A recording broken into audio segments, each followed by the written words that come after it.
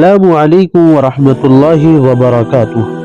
ایمانداری کا ایک سبق آموز واقعہ۔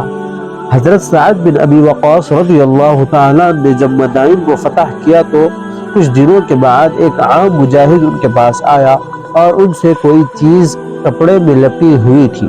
اس نے وہ چیز نکالی اور کہنے لگا، اے امیر الجیش، میں آپ کی خدمت میں یہ امانت دینے کے لیے آیا ہوں۔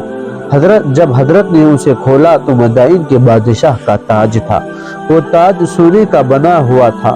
اس پر اتنے قیمتی ہیرے لگے ہوئے تھے کہ اگر وہ مجاہد اسے بیچ کر کھاتا تو اس کی 7 نسلیں کمانے کی ضرورت نہیں پڑتی۔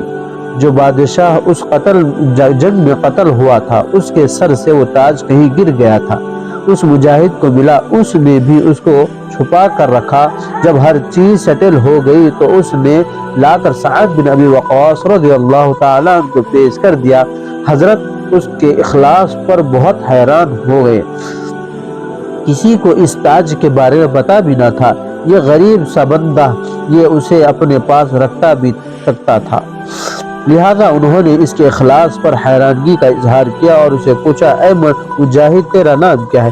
اس سوال پر مجاہد نے اپنا رخ پھیر کر ان کی طرف پیٹ کر دی اور کہا کہ میں جس رب کو میں راضی کرنے کے لیے یہ تاج واپس کیا ہوں، وہ رب میرا بھی نام جانتا ہے۔ یہ کہہ کر وہ ان کے دربار سے باہر چلا گیا۔ مزید ایسے ہی واقعات سننے کے لیے ہمارے چینل کو ضرور سبسکرائب کر لیجیے۔ السلام علیکم ورحمۃ اللہ وبرکاتہ۔